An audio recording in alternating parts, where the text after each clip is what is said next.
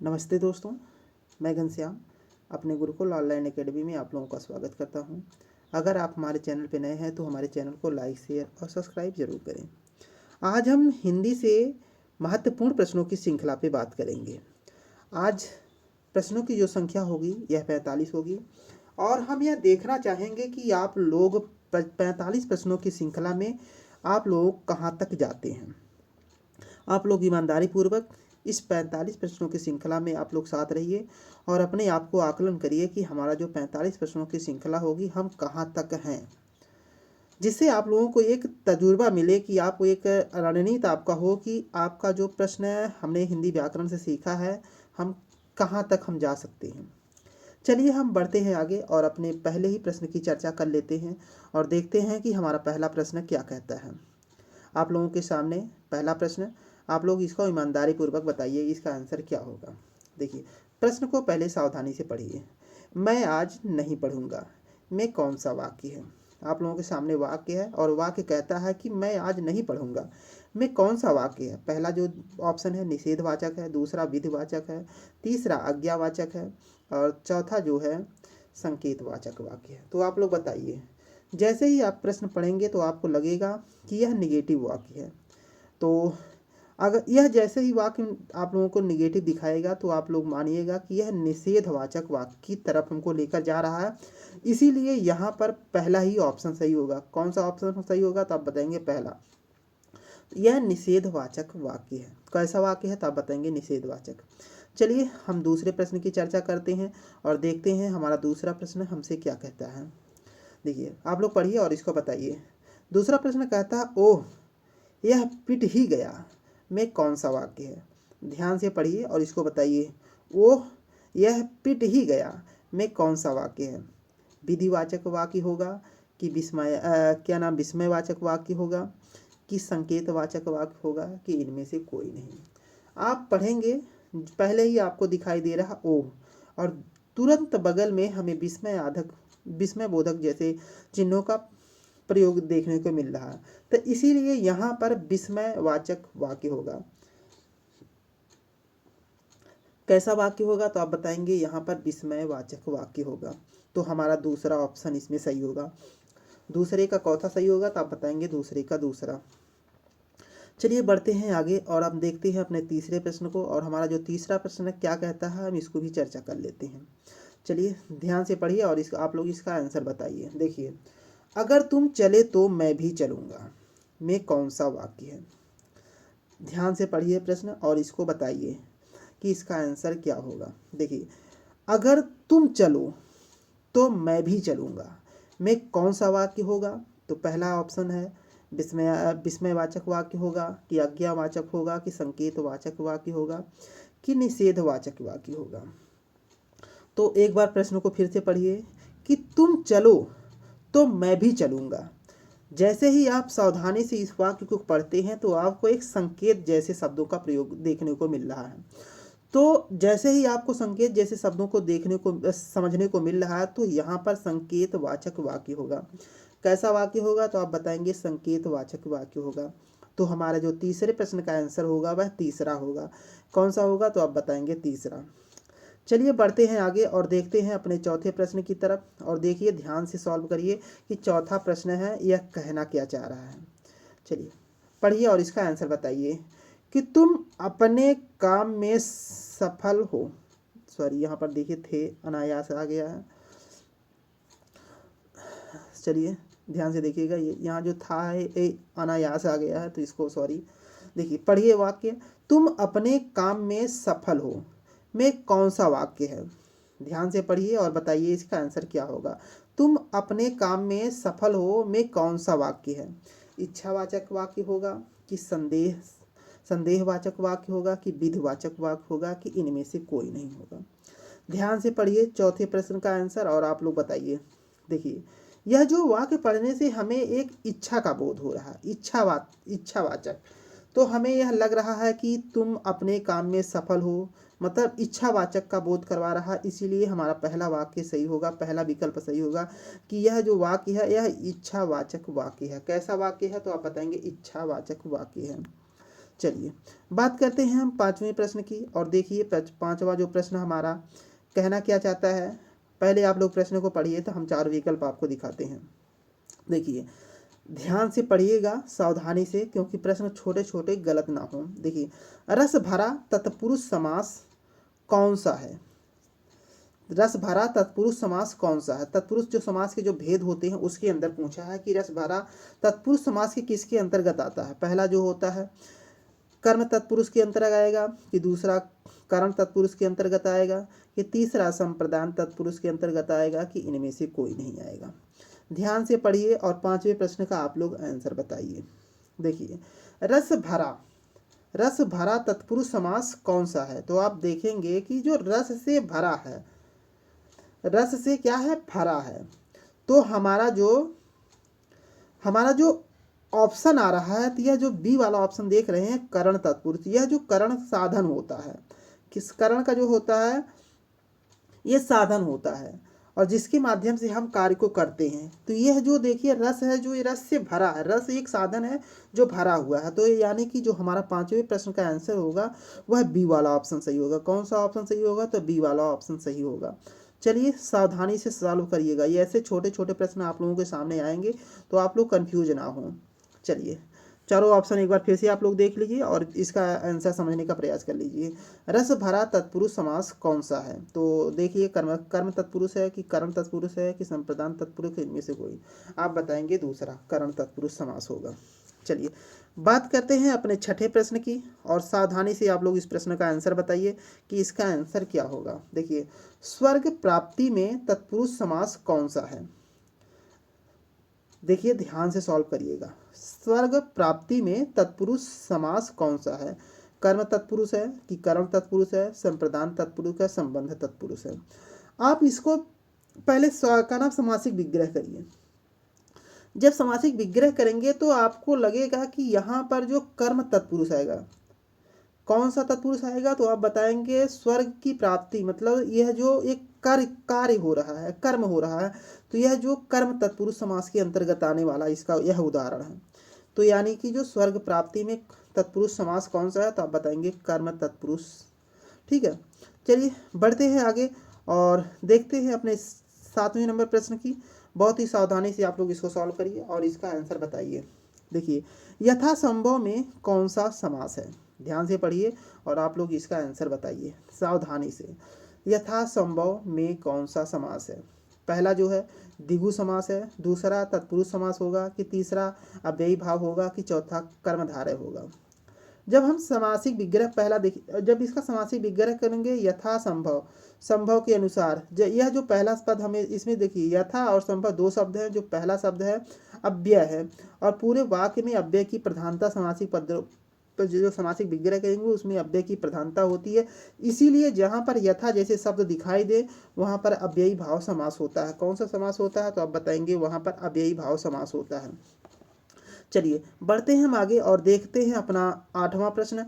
ध्यान से पहले प्रश्न पढ़िए तो हम आप लोगों को चारों विकल्प दिखाते हैं। देखिए वीणा पाणी में कौन सा समास होगा? तो जैसे हम वाक्य पढ़ रहे हैं तो देखिए पहले आप लोग चारों विकल्प देख लीजिए। करण तत्पुरुष समास होगा, कि कर्मधारय समास होगा, कि बहुव्रीहि होगा, कि द्वंद्व होगा। फिर से आप लोग पढ़िए वाक्य, प्रश्न को पढ़िए। वीणा पाणी में कौन सा समास होगा? देखिए आप लोग समझ गए होंगे कि जो वीणा पाणी हमें कहने से एक तीसरे का बोध हो रहा है।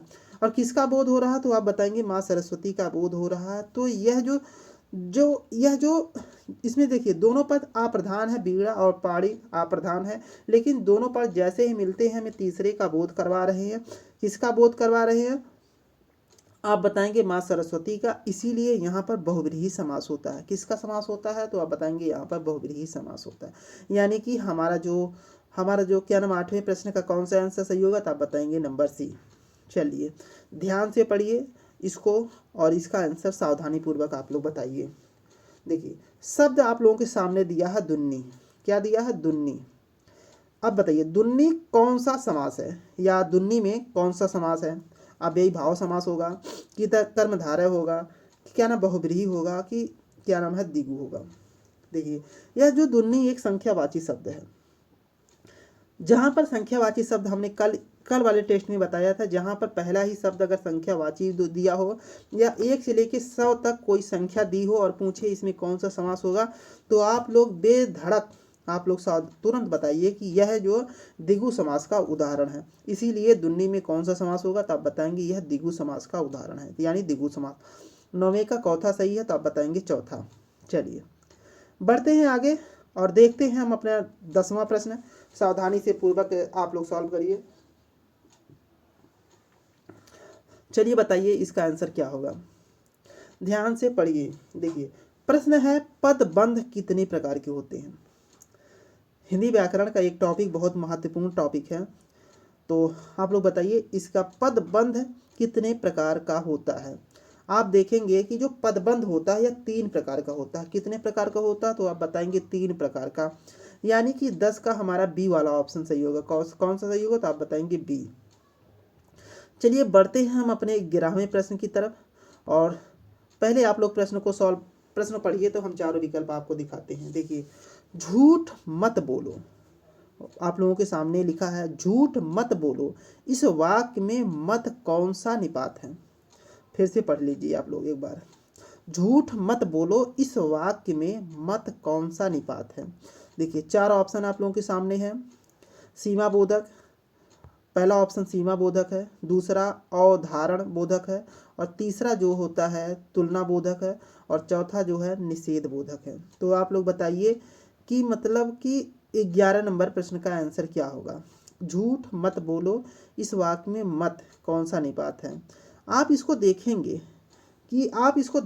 कि यह जो निषेध बोधक वाक्य का बोध करवा रहा है। किसका बोध करवा रहा है, तो निषेध बोधक। तो आप एक बार फिर से देख लीजिए, पूरे प्रश्न को देख लीजिए। चलिए देखिए, झूठ मत बोलो, इस वाक्य में मत कौन सा निपात है, तो आप बताएंगे यह जो चौथा ऑप्शन आप लोगों के सामने है निषेध बोधक, हमारा यही ऑप्शन सही होगा। कौन सा सही होगा, तो आप बताएंगे निषेध बोधक। चलिए 12 नंबर प्रश्न आप लोगों के सामने है, सावधानी से इसको पढ़िए और इसका आंसर दीजिए। देखिए तुम्हें राम के आने तक इंतजार करना होगा, तुम्हें राम के आने तक इंतजार करना होगा, इस वाक्य में जो तक है, तक कौन सा निपात है। फिर से पढ़िए वाक्य, सावधानी से पढ़िए और इसका आंसर बताइए। ऐसे शब्द आप लोगों को अब एग्जाम में जरूर देखने को मिलेंगे, और यह प्रश्न पूछा भी गया है कई बार। देखिए तुम्हें राम के आने तक इंतजार करना होगा, इस वाक्य में जो तक कौन सा निपात है। पहला जो ऑप्शन है देखिए निषेधवाचक, दूसरा नकारात्मक निपात होगा, कि तीसरा कि बलदायक निपात है, कि इनमें से कोई नहीं। 12 प्रश्न का आंसर आप लोग बताइए। देखिए इस वाक्य को जैसे ही पढ़ेंगे कि तुम्हें राम के आने तक इंतजार करना होगा, तो यह जो बल दिया जा रहा है कि आपको इंतजार करना ही है यहाँ पर, यानी कि यह बलदायक निपात होगा। कैसा निपात होगा, तो आप बताएंगे बलदायक निपात होगा। तो यानी 12 नंबर का जो प्रश्न होगा वह नंबर सी सही होगा। कौन सा सही होगा, तो नंबर सी सही होगा। चलिए बढ़ते हैं हम 13 प्रश्न की तरफ, और आप लोगों के सामने है, आप लोग इसको पढ़िए और इसका आंसर सावधानी पूर्वक दीजिए। ये छोटे छोटे जो वाक्य आप लोगों के सामने आ रहे हैं, तो ये बहुत ही जरूरी प्रश्न है। पहले आप लोग प्रश्न पढ़ लीजिए। पशु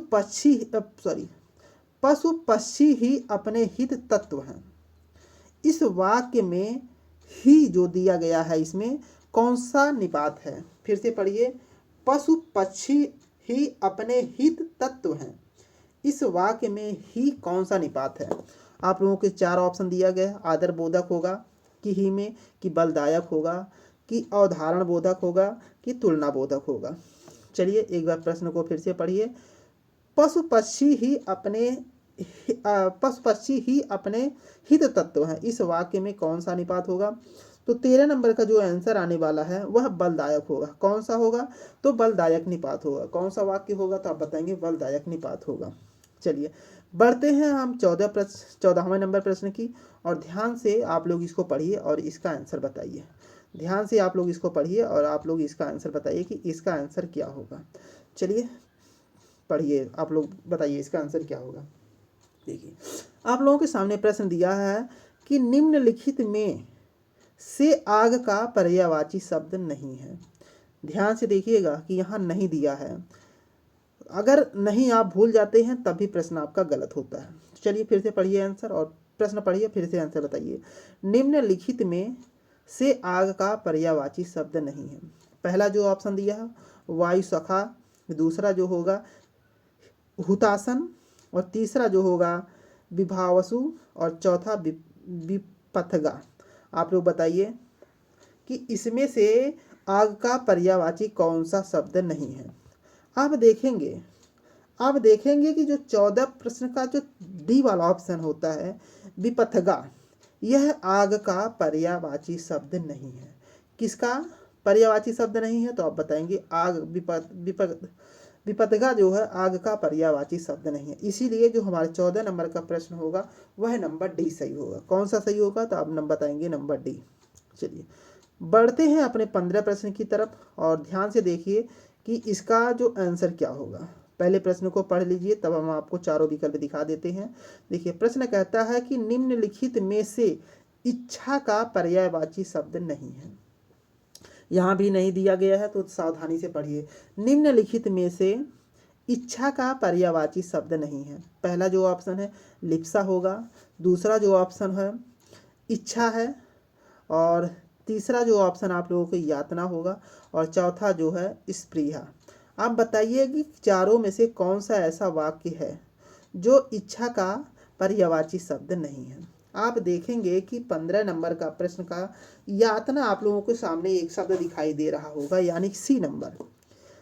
ये जो सी नंबर यातना दिखाई दे रहा है, यह जो इच्छा का पर्यायवाची शब्द नहीं होता है। किसका शब्द नहीं होता है? तो आप बताएंगे इच्छा का पर्यायवाची शब्द नहीं होता है। इसीलिए हमारा जो 15 नंबर का जो प्रश्न होगा यातना हमारा सही होगा। चलिए बढ़ते हैं हम नंबर 16 की तरफ और देखिए आप लोग बताइएगा कि 16 नंबर प्रश्न का आंसर क्या होगा। प्रश्न को सावधानी से पढ़िएगा। देखिए निम्नलिखित में से पानी का पर्यायवाची शब्द नहीं है। इसमें 4 ऑप्शन दिया गया है, तो आप लोग बताइए किसमें पानी का पर्यायवाची शब्द नहीं है। पहला जो ऑप्शन है अम्बु, और दूसरा जो है सर है, तीसरा जो है मेघपुष्प है, और चौथा नीर है। आप लोग बताइएगा इसमें से कौन सा पानी का पर्यायवाची शब्द नहीं है। 16 नंबर को आप देखेंगे, आप लोगों के सामने जो बी नंबर दिखाई दे रहा है सर, यह तालाब का पर्यायवाची होता है, ना कि पानी का। तो हमारा जो 16 नंबर का जो आंसर होगा वह नंबर बी सही होगा। कौन सा सही होगा? तो आप बताएंगे नंबर बी। चलिए बढ़ते हैं आगे और देखते हैं हम 17वां प्रश्न, और आप लोग ध्यान से बताइएगा कि 17वें प्रश्न का आंसर क्या होगा। 3 विकल्प आप लोगों के सामने है, चौथा विकल्प अभी हम आपको दिखाते हैं। पहले प्रश्न को ध्यान से पढ़िए। देखिए निम्नलिखित में से घर का पर्यायवाची शब्द नहीं है। अब बताइएगा कि इसमें से कौन सा ऐसा शब्द है जो घर का पर्यायवाची शब्द का बोध नहीं करवाता है। पहला जो ऑप्शन है पावक, दूसरा जो ऑप्शन है सदन, तीसरा जो ऑप्शन है साला, और जो चौथा ऑप्शन है निकेतन। आप बताइएगा कि चारों में से ऐसा कौन सा विकल्प है जो घर के पर्यायवाची शब्द जिसमें नहीं है। तो आप देखेंगे जो पहला हमें विकल्प दिखाई दे रहा है, पावक, यह जो आग का पर्यायवाची शब्द नहीं है, घर का पर्यायवाची शब्द नहीं है। ठीक है, यह आग का पर्यायवाची शब्द है, इसीलिए हमारे 17 नंबर का जो प्रश्न होगा वह पहला ही ऑप्शन सही होगा। चलिए बढ़ते हैं हम आगे और देखते हैं अपना 18 नंबर प्रश्न, और सावधानी से देखिएगा और बताइएगा कि विशेषण कितने प्रकार के होते हैं। क्योंकि हमने अपने वीडियो में बहुत ही सावधानी पूर्वक यह बताया था और ये ट्रिक भी बताया था कि किस प्रकार से हम विशेषण को याद कर सकते हैं। एक ट्रिक के माध्यम से हमने बताया था। तो आप लोग बताइए विशेषण के कितने प्रकार होते हैं। आप देखेंगे कि जो विशेषण के 4 भेद होते हैं। कितने भेद होते हैं? तो आप बताएंगे 4 भेद होते हैं। तो बात करते हैं कौन कौन से विशेषण होता है। हमने ट्रिक कौन सा बताया था? तो हमने ट्रिक बताया था कि सर्वगुण संख्या परिणाम दो। क्या बताया था? फिर से समझने का प्रयास करिएगा। हमने एक ट्रिक बताया था कि सर्वगुण संख्या परिणाम दो। ठीक है, तो हमारा यह 4 जो भेद होते हैं, यानी कि हमारा जो 18 नंबर का जो विकल्प है वह बी वाला ऑप्शन सही होगा। कौन सा सही होगा? तब बताएंगे बी। चलिए बात करते हैं 19 नंबर, और सावधानी से आप लोग बताइए कि इसका आंसर क्या होगा। देखिए, सर्वनाम कितने प्रकार के होते हैं, इसका भी हमने एक ट्रिक बताया था। कौन सा ट्रिक बताया था, तो अभी बताते हैं। पहले बताइए 19 नंबर प्रश्न का आंसर क्या होगा। देखिए, सर्वनाम कितने प्रकार के होते हैं, तो हमने बताया था सर्वनाम 6 प्रकार के होते हैं। 6 प्रकार के होते हैं। हमारा जो ऑप्शन है यह डी वाला ऑप्शन सही होगा। कौन सा ऑप्शन सही होगा, तो आप बताएंगे डी। कौन सा ट्रिक था, हमने ट्रिक एक बताया था, निन्नी पुप्पू आस। जब आप क्रमानुसार इसको लिखेंगे तो आपको सर्वनाम के 6 भेदों आप लोगों के सामने आएंगे। तो चलिए बढ़ते हैं हम आगे और 20 नंबर प्रश्न की चर्चा करते हैं और देखते हैं कि हमारा जो 20 नंबर प्रश्न का आंसर क्या है। चलिए, आप लोग बताइएगा कि 20 नंबर प्रश्न का उत्पत्ति की दृष्टि से शब्द के कितने भेद होते हैं। हमने भी इसको भी बताया था। बताइए, उत्पत्ति की दृष्टि से शब्द के कितने भेद होते हैं। हमने एक ट्रिक बताया था कि जो आपके सामने उत्पत्ति लिखा है आप लोग इसको गिन लीजिए। देखिए, पहला उ, पहला शब्द, दूसरा, तीसरा और चौथा, और जो ना है उसको छोड़ दीजिएगा। उत्पत्ति देखेंगे यह 4 प्रकार का होता है। यह 4 शब्दों से मिलकर बना है। कितने शब्दों से मिलकर बना है, आप देखेंगे यह जो 4 शब्दों से मिलकर बना है। तो आप लोगों से अगर पूछेगा कि उत्पत्ति की दृष्टि से शब्दों के कितने भेद होते हैं, तो आप लोग को जो 4 दिखाई शब्दों से गिने हैं तो वही बता दीजिएगा कि जो यह ट्रिक है। ठीक है, यह ट्रिक है। तो यह ट्रिक हमने बनाया है कि आप लोग जल्दी से समझ लें कि उत्पत्ति की दृष्टि से शब्दों के कितने भेद होते हैं, तो आप बताइएगा 4। चलिए, यानी कि हमारा जो बी वाला ऑप्शन होगा यही सही होगा। अब चलिए इसको बताइए, रचना की दृष्टि से शब्दों के कितने भेद हैं। इसको भी हमने बताया था। पहले आप लोग गिन लीजिए कितने शब्द से यह लिखा गया, 1 2 3, यानी जो रचना है यह 3 शब्द इसमें लिखा गया है। तो यह एक पहचानने का, यह जल्दी में हमें पहचानने का तरीका है। यानी जो रचना 3 शब्दों से मिलकर बना है, यानी कि रचना की दृष्टि से शब्दों के कितने भेद होते हैं, तो आप बताइएगा 3, यानी कि बी वाला ऑप्शन सही होगा। चलिए, आप लोग बताइए कि 22 नंबर प्रश्न का आंसर क्या होगा। सावधानी से, कभी कभी छोटा छोटा जो प्रश्न होता है गलत हो जाता है, तो इसीलिए हमने थोड़ा सा बेसिक आप लोगों के सामने लाया कि आप लोग बेसिक भी थोड़ा सा इसको ध्यान दे दीजिए। देखिए, संज्ञा के कितने भेद होते हैं, 2 भेद होता है कि 4 भेद होता है कि 5 भेद होता है कि इनमें से कोई नहीं। 22 नंबर प्रश्न का आंसर आप लोग बताइए। संज्ञा की बात करते हैं, संज्ञा की भेद की बात करते हैं। संज्ञा के लगभग कुल 5 भेद होते हैं। कितने भेद होते हैं, तो 5 भेद होते हैं। यानी कि 22 नंबर का जो हमारा आंसर होगा वह नंबर बी सही, वह नंबर सी सही होगा। कौन सा सही होगा, तो सी। चलिए बढ़ते हैं आगे और देखते हैं हम अपने 23 नंबर प्रश्न की, और सावधानी से आप लोग इसको पढ़िए और बताइए कि 23 नंबर प्रश्न का आंसर क्या होगा। देखिए, विकारी और अविकारी शब्दों के कितने भेद हैं। ध्यान से पढ़िए और इसको आंसर बताइए। ध्यान से पढ़ेंगे तभी इसका आंसर आप लोग साथ बहुत ही जल्दी दे पाएंगे, नहीं तो आप लोग कंफ्यूज हो जाएंगे। तो आप लोग बताइए कि 23 नंबर प्रश्न का आंसर क्या होगा। चलिए देखिए, जो विकारी और अविकारी है जो शब्द है, चलिए फिर से पढ़िए एक बार आप लोग, तभी देखिए, विकारी और अविकारी शब्दों के कितने भेद होते हैं, तो आप बताएंगे कि इसके दोनों का अगर हम भेद की बात करते हैं तो 8 हो जाते हैं। कितने भेद होते हैं, तो यह आप बताएंगे 8, यानी कि 23 नंबर का जो प्रश्न है वह नंबर डी सही होगा। कौन सा सही होगा, तो वह नंबर डी सही होगा, यानी 8 होगा। चलिए बताइए नंबर 24 प्रश्न का आंसर क्या होगा। इनमें से कौन सा शब्द बनाया गया है। ध्यान से पढ़िएगा दोस्तों, प्रश्न गलत ना हो। इनमें से कौन सा शब्द जो है बनाया गया है। पहला जो है कृपया, दूसरा जो जाति, तीसरा जो है नमक, और चौथा जो है कुलीन। आप लोग बताइए ये जो बनाया गया, अब आप लोग फिर से समझने का प्रयास करिए। जो कोई शब्द क्या नाम है उपसर्ग या प्रत्यय से बनाया जाता है उसे ही हम एक कहते नहीं है कि एक कोई मूल शब्द होता है, उसमें या उपसर्ग जोड़ देते हैं या प्रत्यय जोड़ देते हैं, वह एक नया शब्द बनके तैयार होता है। उसी प्रकार यहाँ प्रश्न पूछता है कि इनमें से कौन सा शब्द बनाया गया है। आप देखेंगे जो नंबर डी वाला ऑप्शन है कुलीन, यह जो शब्द बनाया गया है, क्या है, यह शब्द बनाया गया है। तो कुल एक शब्द होता है, इसमें इन जो एक प्रत्यय है उससे मिलकर यह बनाया गया, इसीलिए जो 24 नंबर का जो प्रश्न होगा वह डी वाला ऑप्शन सही होगा। चलिए बढ़ते हैं आगे और देखते हैं एक बहुत ही सरल प्रश्नों की तरफ, और आप लोग ध्यान से बताइए कि इसका आंसर क्या होगा। चलिए देखिए, यथा समय में समास है। अभी अभी हमने ऊपर बताया था कि जहाँ पर आपको यथा जैसे शब्द कहीं पर दिखाई देता है तो वहाँ पर आप लोग अब अव्ययी भाव समास मारिए। कौन सा समास मारेंगे तो आप बताएंगे अव्ययी भाव, यानी कि 25 नंबर का जो प्रश्न होगा वह हमारा दूसरा ऑप्शन सही होगा। कौन सा सही होगा तो आप बताएंगे वह दूसरा सही होगा। चलिए बढ़ते हैं हम अगले प्रश्न की तरफ, और हमारा जो अगला प्रश्न है वह नंबर 26 है। तो आप लोग इसको बहुत ही सावधानी पूर्वक बताइए कि इसका आंसर क्या होगा। देखिए प्रत्येक में समास है, 26 नंबर प्रश्न का आप लोग पढ़िए और तो बताइए इसका आंसर क्या होगा। प्रत्येक में समास है तो कौन सा समास होगा, द्वंद्व समास है कि द्विगु समास है कि अव्ययी भाव समास है कि कर्मधारय समास है।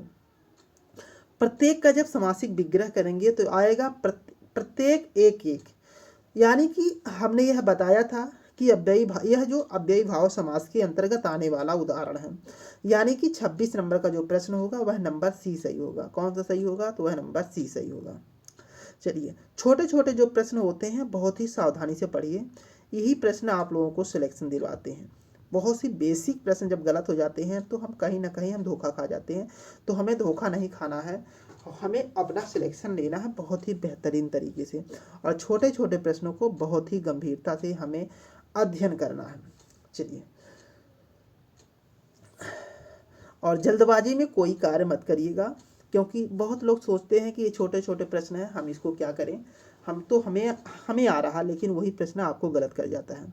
आप लोग इसको बताइए 27 नंबर प्रश्न का आंसर क्या होगा। देखिए तिरंगा में समास है, तिरंगा में समास है तो आप लोग बताइए तिरंगा में कौन सा समास है।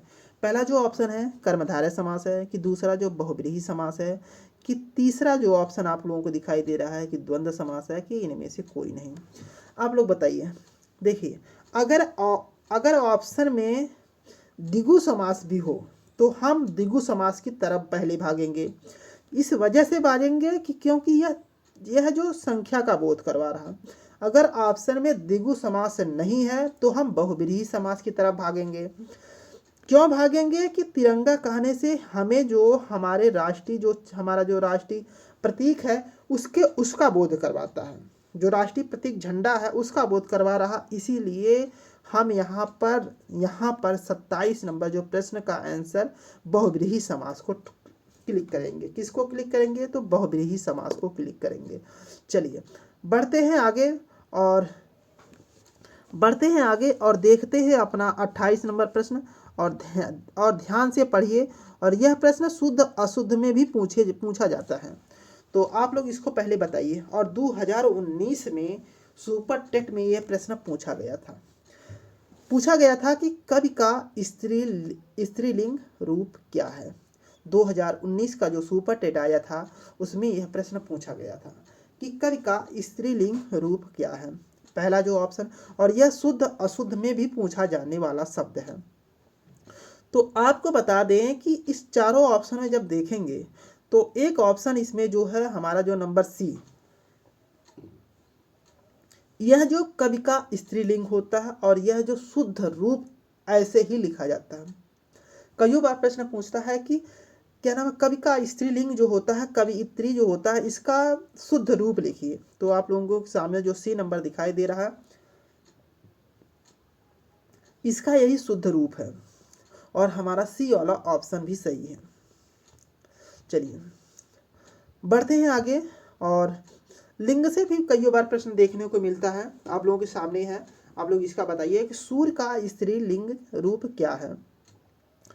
तो बताइए चारों में से जो सूर्य का स्त्रीलिंग कौन सा रूप होगा।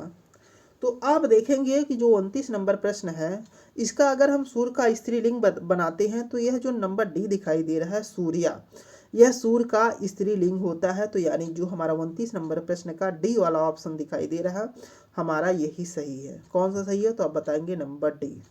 चलिए बढ़ते हैं आगे, और नंबर 30 प्रश्न की बात करते हैं। हम 45 प्रश्नों की श्रृंखला की बात किए थे, अभी हम 30 पे हैं। लगभग 15 प्रश्न और बचे हैं और उसको भी सॉल्व करते हैं धीरे धीरे। धीरे धीरे रे मना धीरज से सब होए, माली सींचे 100 घड़ा ऋतु आए फल होए। तो आप लोग सावधानी से करते जाइए, एक समय आएगा, एक जिस प्रकार से ऋतु आने पर ही हमारा जो पौधे होते हैं, पेड़ होते हैं, वो फल देते हैं, उसी प्रकार से एक समय आएगा आप भी लोग फलित फूलित होंगे और अपने लक्ष्य को प्राप्त करेंगे। चलिए, तो हम 30 नंबर प्रश्न की बात करते हैं और बताइए इसका आंसर क्या होगा। देखिए 30 नंबर जो प्रश्न है यह कहता है पेड़ से फल गिरा। ये प्रश्न हर बार कहीं ना कहीं देखने को मिलता है, कहीं पेड़ से फल गिरा तो कहीं पेड़ से पत्ता गिरा, तो पूछता है ऐसे वाक्य।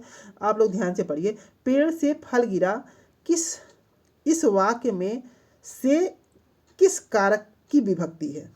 तो इसको ध्यान से पढ़िए और फिर बताइए। देखिए, पेड़ से फल गिरा इस वाक्य में से किस कारक की विभक्ति है। आप लोगों के सामने चारों विकल्प है, संबंध है कि अपादान है कि क्या नाम है। देखिए, संपक एक शब्द है, चौथा जो ऑप्शन है अधिकरण। आप देखेंगे जहाँ से कोई शब्द अलगाव होता है, क्या होता है, अलगाव होता है। तो यहाँ जो पेड़ से फल गिरा, तो पेड़ से क्या होता है, फल अलग हो रहा है। तो जो से दिया है यह अपादान कारक की विभक्ति का जो चिन्ह है, यानी कि जो हमारा ऑप्शन 30 नंबर का होगा वह बी वाला ऑप्शन सही होगा। कौन सा सही होगा, तो आप बताएंगे नंबर बी। चलिए बात करते हैं नंबर 31 की, और ध्यान से बताइए, ये भी प्रश्न कई बार पूछा जाता है। देखिए 31 नंबर कहता है कि वह कुल्हाड़ी से वृक्ष काटता है। इस वाक्य में से किस, देखिए वहाँ भी से था और यहाँ भी से है, लेकिन वहाँ से अलगाव के लिए प्रयोग होता है। यहाँ जो से आएगा एक साधन के रूप में प्रयोग किया जाता है, तो यहाँ पर अलग होता है। देखिए, वह कुल्हाड़ी से वृक्ष काटता है, इस वाक्य में से किस कारक की विभक्ति है। आप नंबर देखेंगे सी, जो करण कारण के आता है, एक साधन के रूप में आता है। तो यानी कि 31 नंबर का जो प्रश्न होगा वह नंबर सी सही होगा। चलिए, आप लोगों के सामने 32 नंबर प्रश्न, और पहले प्रश्न पढ़िए तो हम आपको चारों विकल्प दिखाते हैं। माँ ने बच्चों को सुलाया, इस वाक्य में को किस कारक की विभक्ति है। ध्यान से पढ़िए, ऐसे ही प्रश्न दोस्तों आते हैं। देखिए, माँ ने बच्चों को सुलाया, इस वाक्य में को किस कारक की विभक्ति है। पहला जो ऑप्शन है संप्रदान होगा कि कर्म होगा कि करण होगा कि अपादान होगा। आप देखेंगे कि जो माँ ने बच्चे को सुलाया, इस वाक्य में जो को आ रहा है वह कर्म कारक की विभक्ति के रूप में आया है। इसीलिए जो हमारा ऑप्शन होगा 32 नंबर को वह नंबर बी सही होगा। कौन सा सही होगा, तो आप बताएंगे नंबर बी, कर्म होता है। चलिए, अब ध्यान से बताइए कि इसका सही उत्तर क्या होगा। अध्यापक शब्द का स्त्रीलिंग रूप क्या है। चारों पढ़िए, आप लोग बताइएगा कि, और शुद्ध अशुद्ध का भी ध्यान रखिएगा। 33 नंबर प्रश्न का आप लोग आंसर बताइए कि अध्यापक शब्द का स्त्रीलिंग रूप क्या होगा। आप देखेंगे कि जो अध्यापक का अध्यापिका, जो इसका स्त्रीलिंग होता है, क्या होता है, अध्यापिका। आप लोगों को कहीं दिखाई दे रहा अध्यापिका, नंबर 4, नंबर जो 4 अध्यापिका दिखाई दे रहा है, यही हमारा ऑप्शन सही होगा। कौन सा सही होगा, तो आप बताएंगे यही अध्यापिका ही सही हो गया। तो पहला भी ऑप्शन सही है, इसमें थोड़ा सा टाइपिंग मिस्टेक कर दिया है। तो यहाँ पर दो ऑप्शन सही दिखाई दे रहे हैं, पहला भी और उसके बाद डी वाला भी, यानी कि पहला गलत है। तो हमारा जो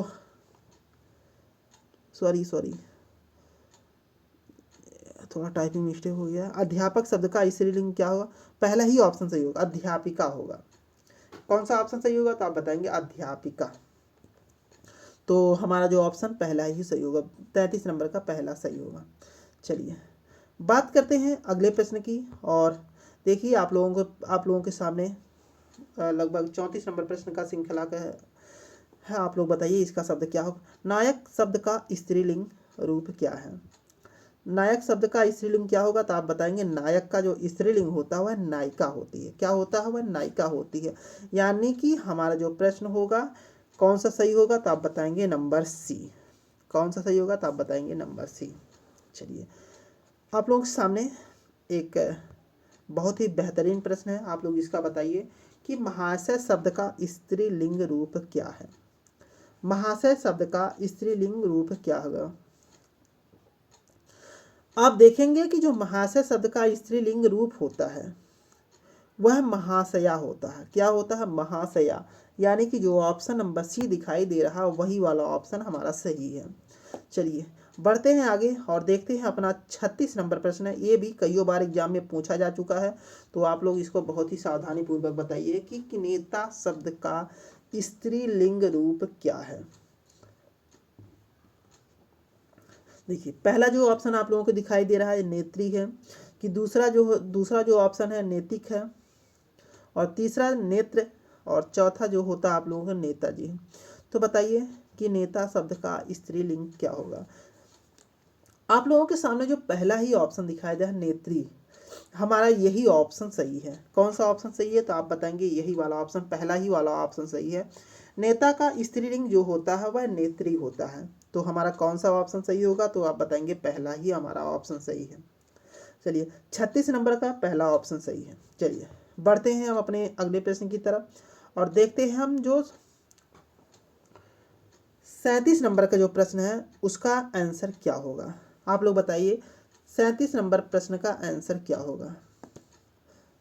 चलिए देखिए, दाता शब्द का स्त्रीलिंग रूप क्या है। दाता शब्द का स्त्रीलिंग रूप क्या है।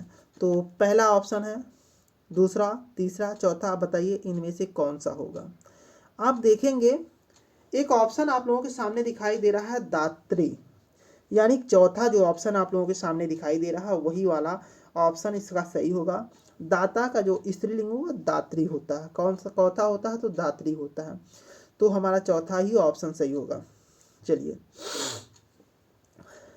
बढ़ते हैं आगे और देखते हैं हम अपने एक बेहतरीन प्रश्न को। आप लोग बताइए कि 38 नंबर प्रश्न कहता क्या है। देख, यह प्रश्न कहता है इंद्र शब्द का स्त्रीलिंग रूप क्या है। ये भी प्रश्न कई बार प्रश्न पूछा जा चुका है, तो आप लोग बहुत ही सावधानी पूर्वक इसको देखिए और इसका आंसर बताइए कि इंद्र शब्द का स्त्रीलिंग रूप क्या है। तो आप देखेंगे इंद्र शब्द का स्त्रीलिंग जो रूप आप लोगों के सामने आता है वह इंद्राणी आता है। क्या आता है, इंद्राणी। तो आप लोगों के सामने कहीं कहीं आपको दिखाई दे रहा है तो कहेंगे हाँ, यह जो ऑप्शन सी इंद्राणी दिखाई दे रहा है हमारा यही शब्द है। नीचे भी देखिए ये वह दिया है, इंद्राणी दिया है, तो वह नहीं होगा। वह जो ऑप्शन सी दिखाई दे रहा है यही हमारा ऑप्शन सही होगा। इंद्र का स्त्रीलिंग क्या होगा, इंद्राणी होगा। चलिए बात करते हैं और अपने एक बेहतरीन प्रश्न को। ये भी प्रश्न कई बार पूछा जा चुका है। एक शब्द इया का उच्चारण स्थान क्या है। आप बताइए इया का उच्चारण स्थान क्या है। तो दंत होगा, और दंत तालु होगा, कि तालु होगा, कि मूर्धा होगा। तो आप बताइए चारों जो ऑप्शन दिए गए हैं इनमें से कौन सा 39 नंबर प्रश्न का कौन सा आंसर सही होगा। आप देखेंगे कि जो इया होता है इसका जो उच्चारण का स्थान की अगर हम बात करते हैं, इसका उच्चारण स्थान जैसे ता चा वर्ग का जो उच्चारण स्थान होता है, चा छा जा जा इया, इन वर्गों का जो उच्चारण स्थान होता है तालु होता है। यानी कि इया का भी उच्चारण स्थान कहाँ होगा, तो आप बताएंगे तालु। तो 39 नंबर जो प्रश्न का आंसर आएगा वह नंबर सी आएगा। कौन सा आंसर आएगा, तो आप बताएंगे नंबर सी। चलिए बढ़ते हैं अपने 40 नंबर प्रश्न की तरफ और यह भी बहुत ही बेहतरीन प्रश्न है, कई बार एग्जाम में देखने को हमें मिलता है। तो आप लोग बताइए 40 नंबर प्रश्न का आंसर क्या होगा। देखिए, उ ध्वनि का उच्चारण स्थान क्या है।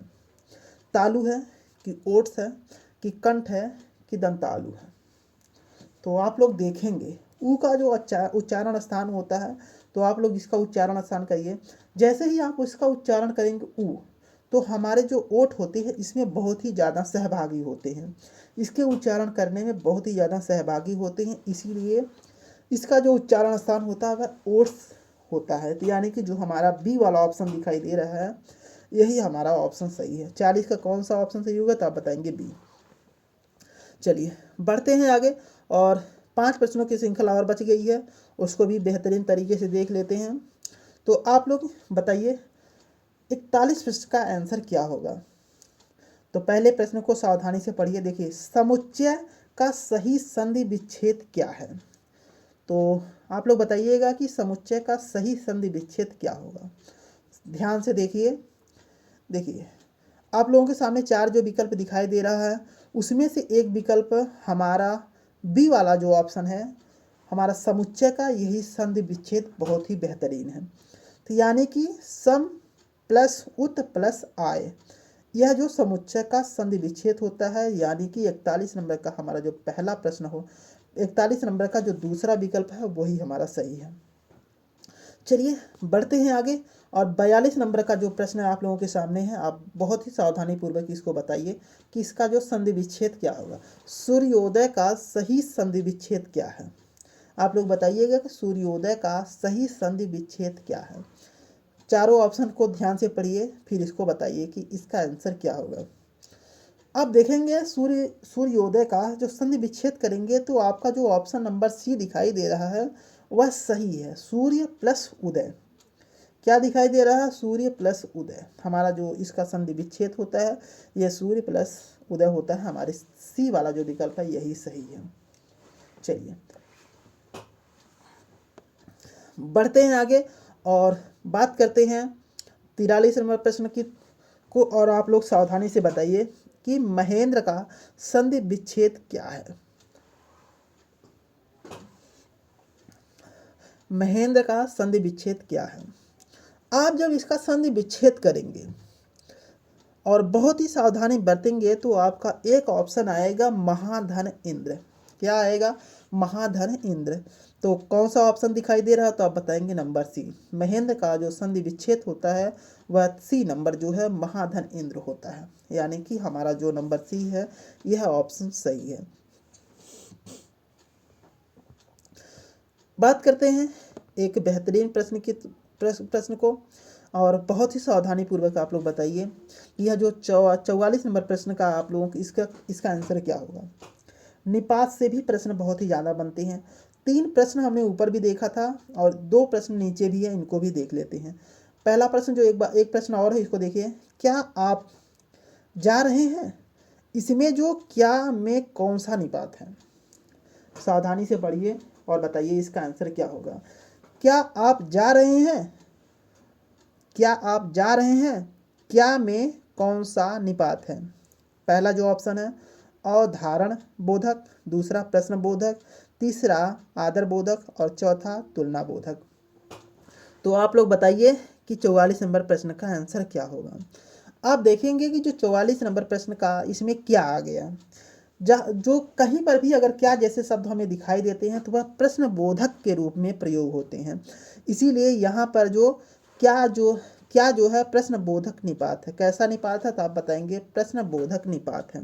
चलिए बढ़ते हैं आगे और 44 नंबर और लास्ट प्रश्न बहुत ही सावधानी से देखिए और बताइए कि किसी का गलत ये वाला प्रश्न होना नहीं चाहिए। मैं भी यह जानता हूँ, अब प्रश्न है मैं भी यह जानता हूँ, इस वाक्य में भी में कौन सा निपात है। फिर से आप लोग सावधानी से पढ़िए और इसका आंसर बताइए। मैं भी यह जानता हूँ, इस वाक्य में भी में कौन सा निपात है। पहला जो ऑप्शन है बलदायक निपात है, जो दूसरा ऑप्शन है निषेधात्मक निपात होगा, कि तीसरा जो है नकारात्मक होगा, कि चौथा जो है स्वीकारात्मक निपात होगा। गलत नहीं होना चाहिए। 45 नंबर का जो आखिरी है लास्ट प्रश्न है, इस किसी का गलत नहीं होना चाहिए। बताइए यह जो बलदायक निपात होगा, कैसा निपात होगा तो आप देखेंगे कि यह बलदायक निपात होगा। 45 नंबर का हमारा जो पहला ऑप्शन दिखाई दे रहा है यही सही है। चलिए अब आप लोग बताइए कि 45 प्रश्नों की जो श्रृंखला थी हमने इसमें कितना सही किया, और ईमानदारी से सभी लोग कमेंट में ज़रूर बताइएगा कि 45 प्रश्नों की श्रृंखला में हमारा कितना सही हुआ। और इसी प्रकार हमने लगभग 45 प्रश्नों की श्रृंखला को देखा और अगली जो क्लास होगी कुछ और विशेष महत्वपूर्ण प्रश्न की श्रृंखला को लेकर आएंगे और व्याकरण के एक एक कोने से झांक कर प्रश्न लाया जाएगा, जिससे आपका भी प्रश्न कहीं गलत ना हो। और आप लोग यह देखने का प्रयास करिएगा कि जो प्रश्न कैसे बन रहा है। आप अगर यह समझ जाते हैं कि जो प्रश्न का लेवल होता है, बनने का तरीका होता है, तो आप लोग हिंदी व्याकरण सीरीज से कुछ भी प्रश्न गलत नहीं करेंगे। तो चलिए, अगर आप लोग पूरी वीडियो क्लास देखना चाहते हैं, हिंदी व्याकरण की पूरी वीडियो क्लास देखना चाहते हैं, आप लोगों को फ्री में पूरा अवेलेबल करवाया गया। आप लोग वहां जाके पूरी वीडियो अपने गुरुकुल ऑनलाइन एकेडमी में जुड़कर और पूरी वीडियो आप देख सकते हैं। और साथ में अपना प्यार और सपोर्ट जरूर देते रहिए और साथ में ये भी बताइए कि आपको कैसी वीडियो लगी और अपना प्यार और सपोर्ट जरूर दीजिएगा। राधे राधे, नमस्ते।